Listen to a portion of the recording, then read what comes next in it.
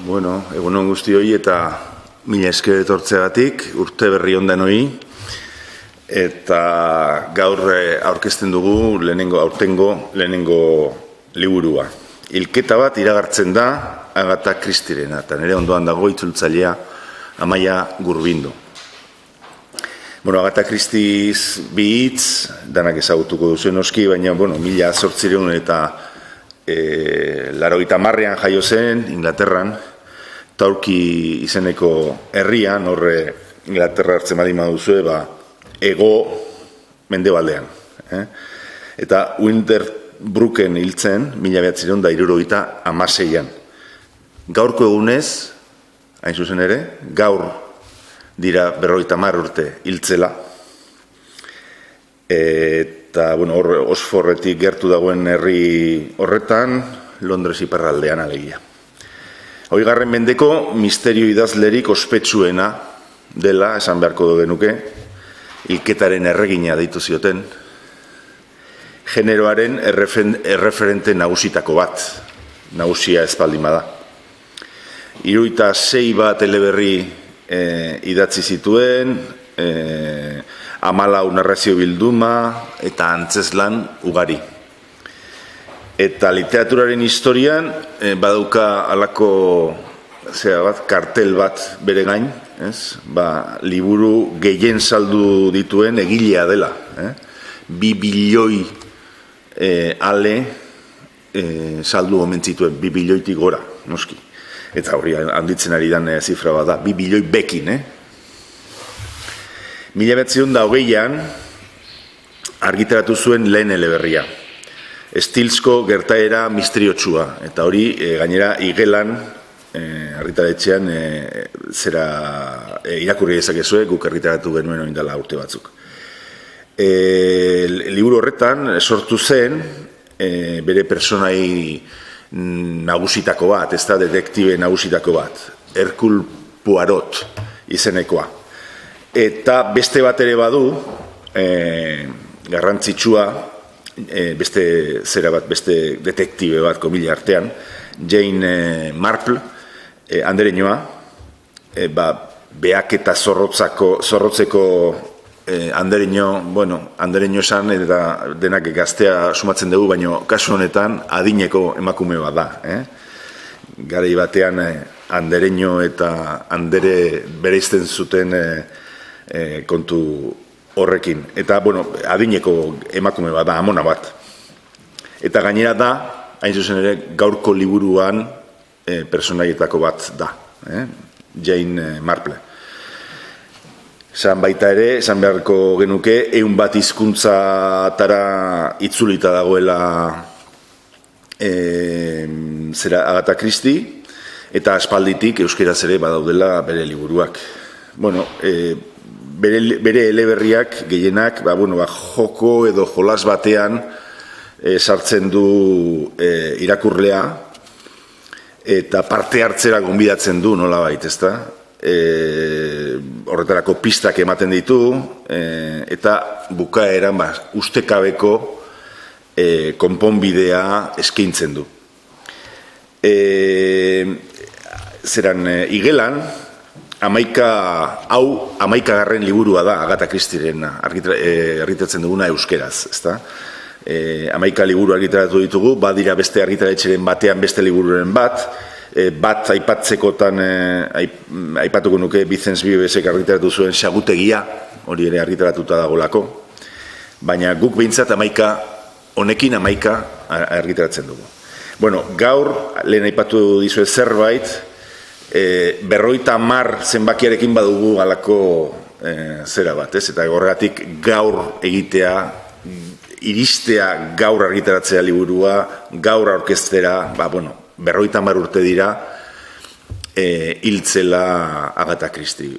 1976an hiltzen urtarrilaren 12an. Eta gainera, hau da bere 50. historioa. Berak argitaratu zuen 50. historioa. Eta gainera, 1950an argitaratu zuen. Beraz, 350 ospatzen ditugu gaur.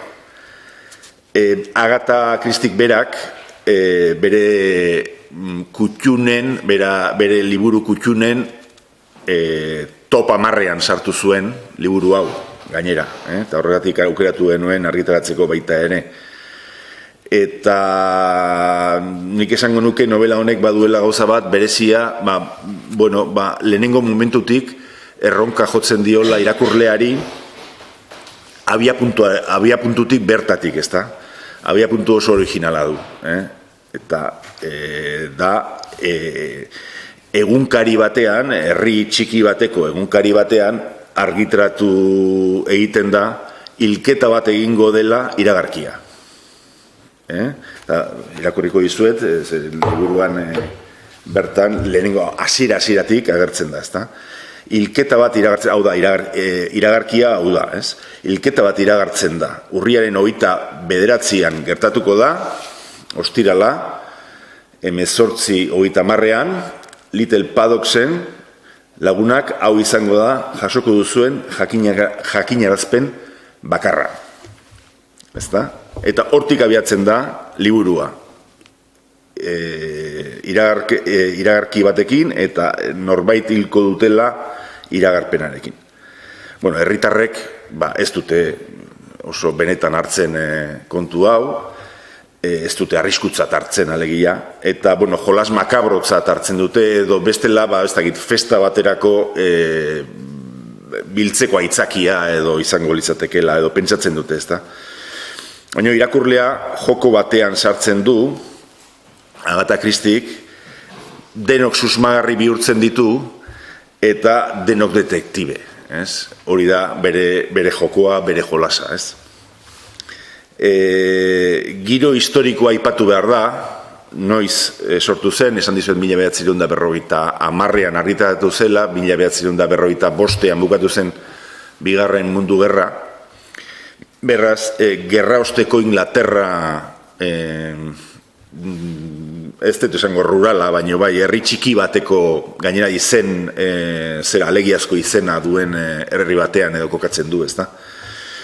Eskasia garaia da, ez dago jateko eta etxe batean oilategia dago esaterako, holako giro batean. Migrazioa dago, eta hori bada ezaugarri bat liburu honetan, gerra errefuxiatuen aurkako mesfidantza giroa dago, eta personaia bat ageri da hor gainera mesfidantza hori jasaten duena, neskame bat, mitzi izeneko neskame bat, oso aktuala da alderdi horretatik, mesfidantza giro hori errefuxiatuekiko eta migrazioarekiko eta bar, ez? Ideia nagusi bat dago liburuan, eta da gaur egun inork ez du ezagutzen ondoan dagoen persona, ezta? Zer egiteko gauza izan daiteken eta zer den. Eta horrek paranoia sozial bat sortzen du, garai hartan baita ere, gerra hotzaren hasiera, ez? Baina gaur egun oso aktuala, oso gaur egungoa gertatzen da. Herri lasai bat oso pintoresko agertzen da, ez da egiten nik ondo esango nuke bere izena, lehen esan dizuet alegizku dala, Shipping Clegorm olako zerbait, baina itxura lasai horren azpian, itxura engainagarri bat agertzen da, ezta? Herri txiki bateko sekretuak ageri dira, aurre iritziak, eta interese izkutuak azkenean. Eta horrela indartzen du Agatha Christik bere suspense giroa eta, edonor izan daitekelako hiltzailea, ez? Liburuak badu hitzaurre bat, gure lankide Uxue Errazkinek idatzia, eta, gauza hauetaz guztiaz diardu, baina badu puntu bat, behar bada originala, eta da, emakumeen arteko harremana eta genero rola modu berezi batean jokatzen duela liburu honetan Agatha Christik dio, ezta? Bada bikote bat, bi emakume elkarrekin bizi direnak, garai hartan ezin zen esan, baina, bueno, homosexualagote diren edo ez, nik uste dute susmoa sortzen da, ez? Batzen estereotipo maskulinoa, bestearen femeninoa, iradokitzen du bikote ote diren, ez da? Eta beste harreman batzuk ere bereziak dira, ez? Alderroetatik oso ongi landua dagoen liburua da. Jane Marple esan dugu dela detektibea hemen liburu honetan, berandu agertzen da liburuan, ez da hasieratik edo zeran erdiparetik edo aurrera ateatzen da. Ez da Poirot bezain zera ikusgarria eman dezagun, ez da, baina bai da behatzaile zorrotza, ez? Oso begirada zorrotza du. Itxura Zamona Xaloba da, bere kakorratzarekin eta hortxe dabil gauzak zerak egiten, laboreak egiten, eta lorategiko kontuak eta barritu, ez? Baina oso ondo ezagutzen du gizakia. Hori da bere ezagorri nagusia. Zerak Agatha Christik berak esaten zuen, oinarritu zala bere amonaren personangan, ez? Oinarritu zala personaia egiteko. Eta bukatzeko, 70 urte igaro dira, liburu hau argitaratu zela, baina oraindik ere indarra du. Zorionikoak dira, liburu hau eta, liburu honekin Agatha Christie ezagutuko duten gazteak. En fin, gu gazte ginenean irakurri genituen eta bar, ez? Baina zorionikoak dira baita ere, garai batean irakurri genuenak eta orain irakurtzeko aukera daukagunok, beste irakurketa bat ere egiten dugulako, eta xehetasunetan hobeto zentratzen garelako, ez da. Gizartearen beldurrak agertzen dira, ez ezagunekiko mesfidantza, ze gauza aktuala, eta itxurak eta errealitatearen arteko talka, ez? En fin. 11. Agatha Christieren liburua, 11. izen zera ez, nolabait metaforikoa ere bai, 11 liburu atera ditugu, eta kasu honetan, Amaia Gurbindoren eskutik, eta berak itzuli du, eta berak hitz egingo dizue orain, liburuari buruz.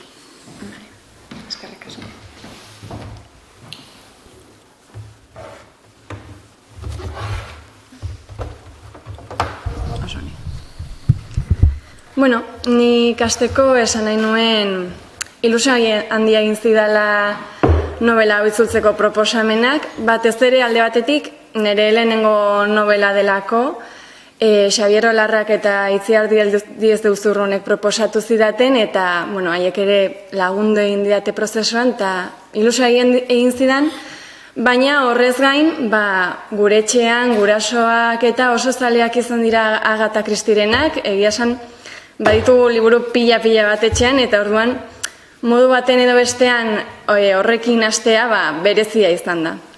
Eta Inaxiok azaldu duen moduan, liburua iragarki batekin hasten da, baina Agatha Christik ez gaitu berehala larritzen, ez da egoera larria, pertsonaia guztiek hartzen dute modu jostagarrian. Azken finean, askok uste dute jai baterako gonbidapen bat dala, edo hiltzaiaren jolasa Ingalaterran oso ezaguna da, hemen ere nik uste ezaguna dala, eta denek uste dute horretara joatekoak diala, baina behin jaian, edo ustezko jai hortan, benetako hilketa bat gertatzen da, eta orduan dena askona hasten da.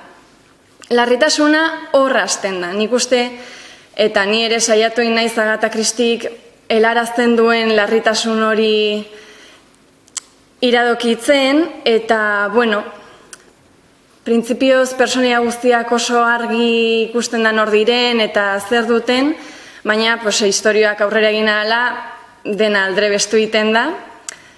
Askotan nik uste batez ere eleberri mota hontan, igual lehenengoz irakurtzen dutenek edo pentsatuko dutela azkar irakurtzen aldela.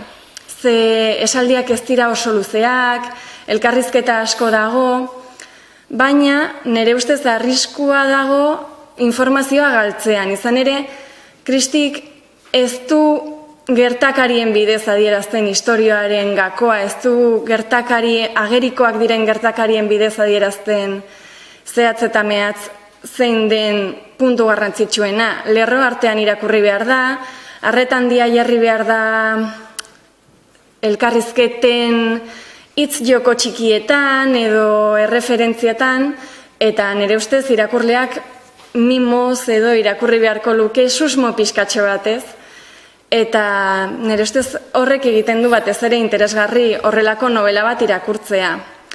Gainera, tira, elkarrizketen bidez gidatzean nire ustez arina da, naiz eta serio edo susmoz irakurri behar den. Eta, bueno, azken finean, nire ustez komplikatuena niretzako izan da hitz joko txikitxo horiek itzultzea, izan ere, klaro, informazioa lerro artean eman behar denez, inglesetik euskarara itzultzean garrantzitsua da gehiegi ez argitzea, zer esan nahi dugun, informazio edo azalpen gehiegi ez ematea.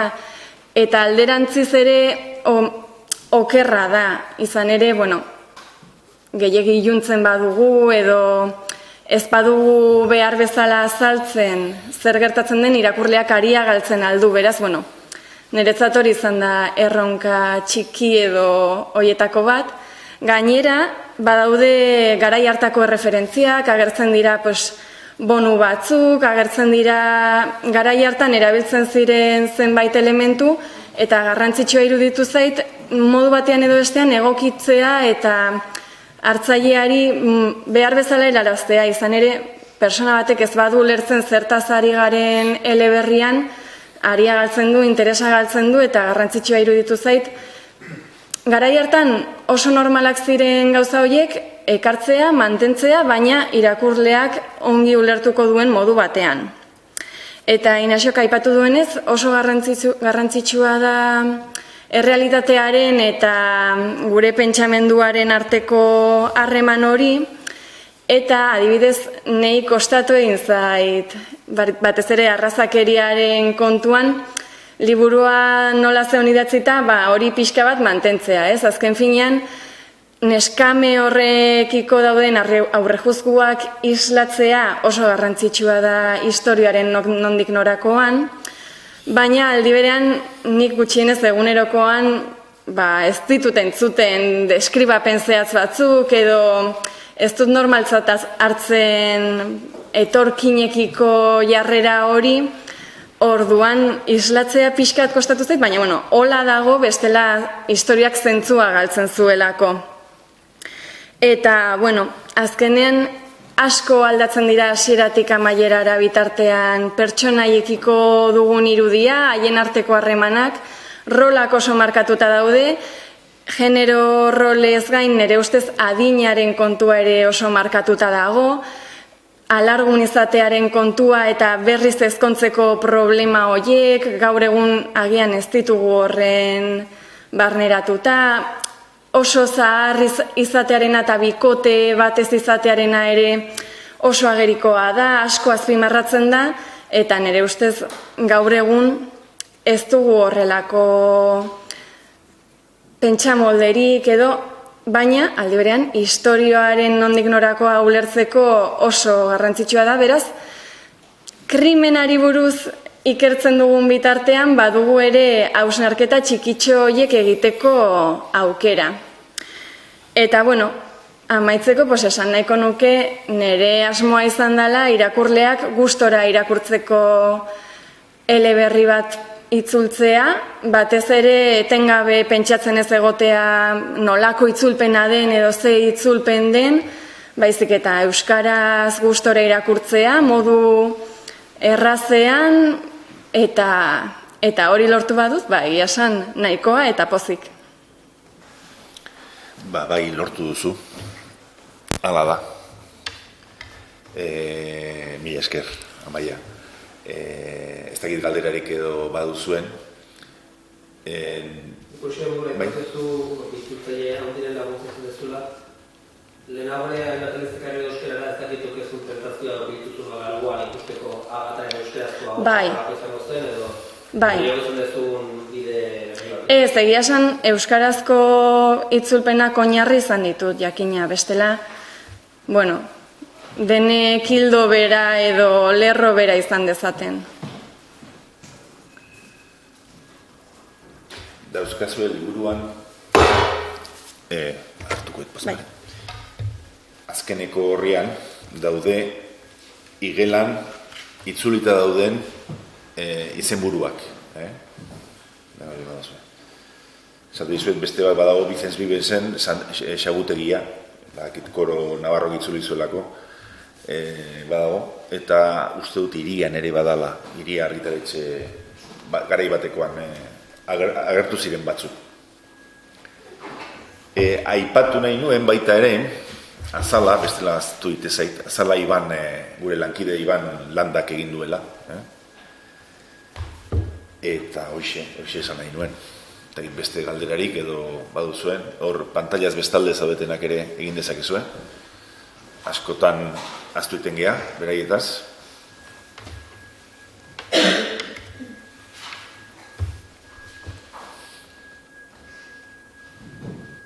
Dana garbi, uste dut oso garbi itzen dezula, ezta?